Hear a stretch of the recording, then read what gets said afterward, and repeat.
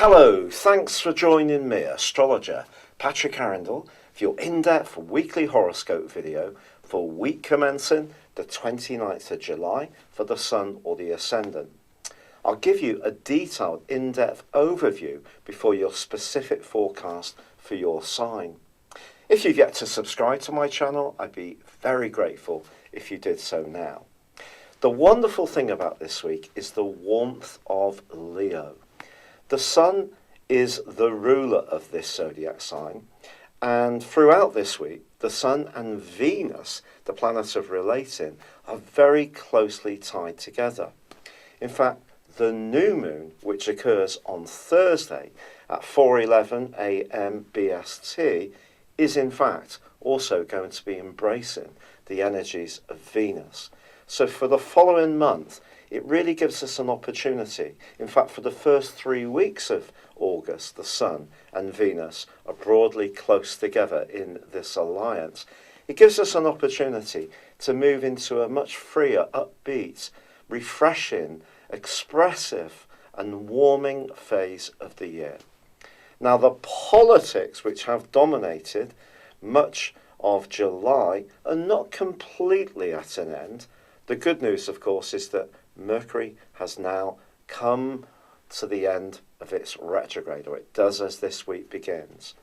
But it is still going to be in an opposition with Pluto for much of this week. It's broad, but it's there, suggesting we may encounter somebody who's a bit of a might is right type character, someone who's very dogmatic, doesn't want to listen.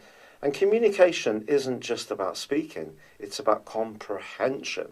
So the more that we can just be aware of our boundaries, if we do encounter someone who is a bit like this, wants to grab all the limelight for themselves or their point of view, then that's going to be useful. Now, the Sun and Venus are also going to be clashing with Uranus this week. Now, in terms of the Sun's case, the Sun in Leo is very much about energy, self. It's about our individuality. It's about the things we enjoy doing, whether it's creative projects, socialising, being with our kids if we got them, or perhaps if we're wanting to have a more romantic time of it, the Sun's combination with Venus is obviously very exciting.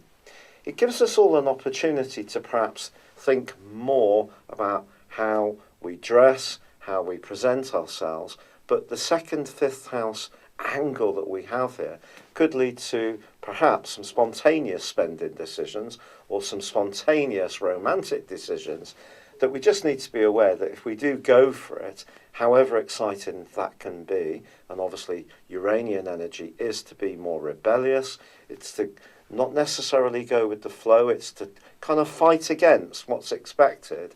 And so I think when it comes to being an individual versus how this fits in with other people's values, then there could be some tensions caused by that. However, if you are wanting to be a little bit more of a free spirit when it comes to your budget, then this could be a week where you could find yourself a bargain by being a bit bolder and perhaps going for it. But it's also important to understand that any kind of indulgence, or overindulgence anyway, may have the downside to it. But I think the glorious combination between the Sun and Venus and the new moon in Leo is really what we should focus on most of all. It gives us a chance to revive, to rekindle some fire after all that watery, earthy energy which has dominated so much across the whole of July. Your specific forecast for this week, Aries, shows that your ruling planet Mars is still forging a wide-ish trine to Jupiter. Jupiter is the planet of expansion. It is also about good fortune. It's about positivity. And of course, it is still in a retrograde. Fortunately, on the 11th of August, that's going to come to a close. But for you this week, I still think this confers upon you a real sense of excitement. And there's more for you. Because with the Sun combining with Venus in your sister fire sign of Leo and the new moon in Leo, this is all about you expressing yourself And after all the watery, introverted, reflective, and rather confusing and conflicting energy of July, as we come to the end of this month and we make our way into August, I think you're really going to want to embrace all the goodness that is there. It is true that in terms of money and its influence from the planet of Uranus, you may find yourself feeling a bit impulsive, perhaps in the mood to be a little bit helter-skelter. If you have got some spare cash, it actually could be a very sort of enlivening time for you. I think one of the other things is I wouldn't be too impulsive about spending money on someone you really like if you have a date. Grand gestures are nice, but it's probably best just to let the personality side of things really flow. Have some fun. Or if someone close to you suddenly makes some kind of demand upon you, just remind them that their financial situation is their responsibility, not yours. But the overwhelming energy of this week is very bright and upbeat.